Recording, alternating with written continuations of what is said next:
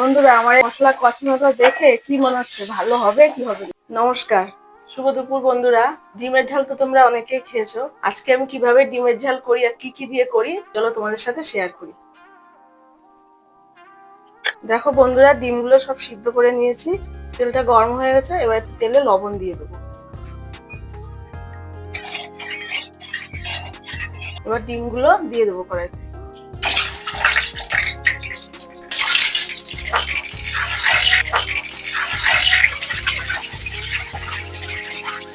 এবার একটু হলুদ দিয়ে দেবো। লবণ তো দিয়ে দিয়েছি আগে। ডিমগুলো ভাজা হয়ে গেছে লাল লাল করে, এবার নামিয়ে দেবো।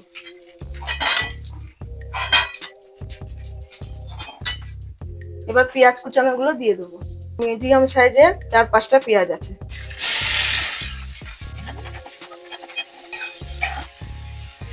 এখন আমি কটা রসুন থেতো করা দিয়ে দেবো এর মধ্যে।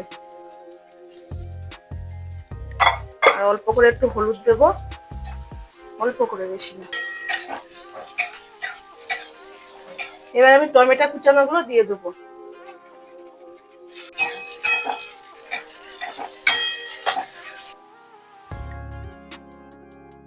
আচ্ছা, পেঁয়াজ টমেটোটা ভাজা হতে থাকুক, আমি একটু মশলাগুলো করে আনি। রসুন, পেঁয়াজ আর কাঁচা লঙ্কা। আচ্ছা, মশলাটা হয়ে গেছে, এবার আমি কড়াইতে দিয়ে দেবো।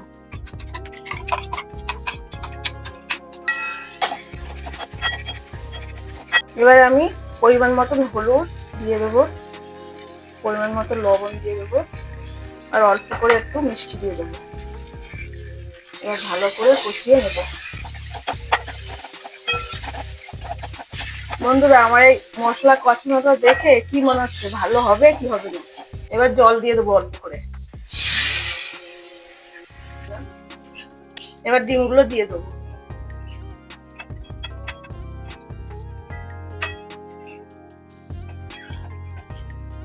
বন্ধুরা, ডিমের ঝালটা কমপ্লিট হয়ে গেছে। এবার ধনেপাতা একটু উপর দিয়ে ছড়িয়ে দেবো, দিয়ে নামিয়ে দেবো।